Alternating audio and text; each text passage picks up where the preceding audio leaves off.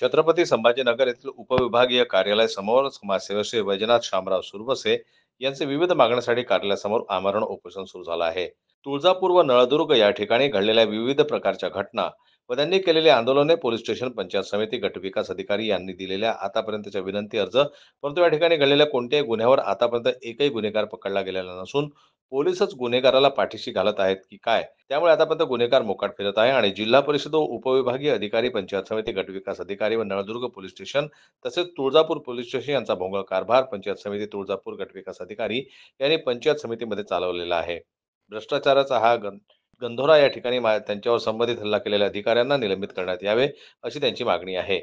गेल्या 6 ते 8 महिन्यापासून म्हणजे 31/5/2024 ला आम्ही पहिल्यांदा हे बघा, तुम्ही बघू शकता ते 1, 2 आणि 3 हे 3 अर्जानुसार या ठिकाणी आमरण उपोषण चालू आहे.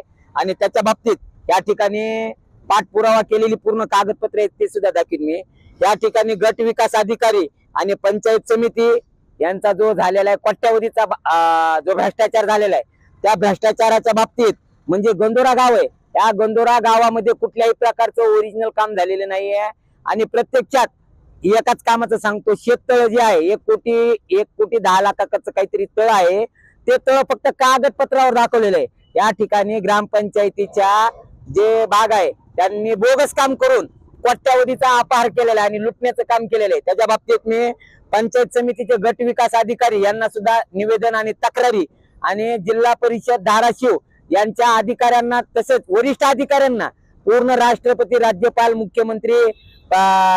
मुख्यमंत्री सचिव, इतर आणि महासंचालक आणि पोलीस अध्यक्ष यांना पत्र दिलेले, तरी पण त्यांच्यावर कुठल्याही प्रकारची कारवाई नाही. आणि या कारवाईच्या अंतर्गत पंचायत समितीच्या अंतर्गत मला अहवाल देण्यासाठी बोलवलं होतं. त्यावेळेस पंचायत समितीचे जे कावळे वाघमारे यांनी माझ्यावर अटॅक केला, मला जीवे मारण्याचा प्रयत्न केला. त्यांचे रिव्हॉल्वर धारी, बंदूकधारी लोकांनी माझ्या डोक्यावर, कानपट्टीवर बंदूक ठेवून मला माझ्या पायावर गाडी घालण्याचा प्रयत्न करून मला जीवे मारण्याचा प्रयत्न केला. की कारण तू ही माहिती काय विचारतोस, माहितीचा अधिकार का टाकतोस म्हणून या पंचायत समितीच्या कावळे माणसानं म्हणजे अधिकाऱ्यानं मला दमदाटी केली. आणि मी आमदाराचा माणूस आहे, मी खासदाराचा माणूस आहे, मला कुणीच काही करत नाही. तुळजापूर पोलीस स्टेशनला मी पैसे दिलेत, पुन्हा नळदुर्ग पोलीस स्टेशनला 5 लाखाची हे दिले. त्यामुळे आमच्यावर पंचायत समितीच्या सदस्यावर आणि आमच्यावर कुठल्या प्रकारचे गुन्हे दाखल होत नाहीत. अशा प्रकारे त्या ठिकाणी करोडो रुपयाचा घोटाळा झालेला आहे. मग या अधिकाऱ्यावर, पोलीस अधिकाऱ्यावर, नळदुर्ग पोलीस स्टेशन आणि उपविभागीय पोलीस अधिकाऱ्यावर प्रशासन कारवाई का करत नाही, हा सगळ्यात महत्वाचा मुद्दा आहे.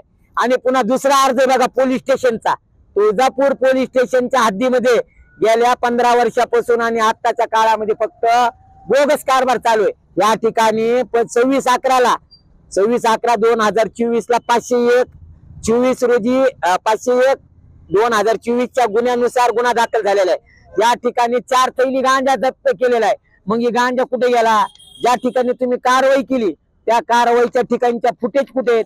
पोलीस स्टेशनच्या आजूबाजूला घडत असलेला क्राईम पूर्ण त्याच्या बाबतची जी आहे ती रितसर पद्धतीची मला तुम्ही माहिती द्या म्हणून मी अर्ज दिला. तरी पण या ठिकाणच्या तुळजापूर पोलीस स्टेशनच्या अधिकाऱ्यांनी, उपविभागीय पोलीस अधिकाऱ्यांनी मला कुठलीही माहिती दिली नाही. गंधोरा पंचायत समिती तुळजापूर येथील भ्रष्टाचाराची सखोल चौकशी करून संबंधित गुन्हेगारावर गुन्हे दाखल करावे, अशी मागणी समाजसेवक वैजनाथ शामराव सुरवसे यांनी केलेली आहे. तुळजापूर या ठिकाणी गुन्ह्याचा पूर आला असून पोलीस सुद्धा या गुन्हेगारांना पाठीशी घालत आहे आणि मला जीवे मारण्याच्या धमक्या देतात. माझ्यावर खोटे गुन्हे सुद्धा दाखल करण्यात आलेले आहेत. तरी मुख्यमंत्री साहेबांना विनंती आहे की त्यांनी तुळजापूर व नळदुर्ग येथील विविध प्रकरणाची कसून चौकशी करून व निष्पक्ष चौकशी करून गुन्हेगाराला योग्य ती शिक्षा द्यावी.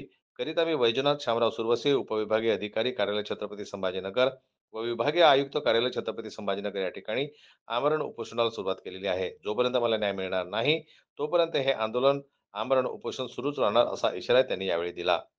जनमत लाईव्ह न्यूज करता दिलीप वरगट यांची रिपोर्ट, छत्रपती संभाजीनगरहून.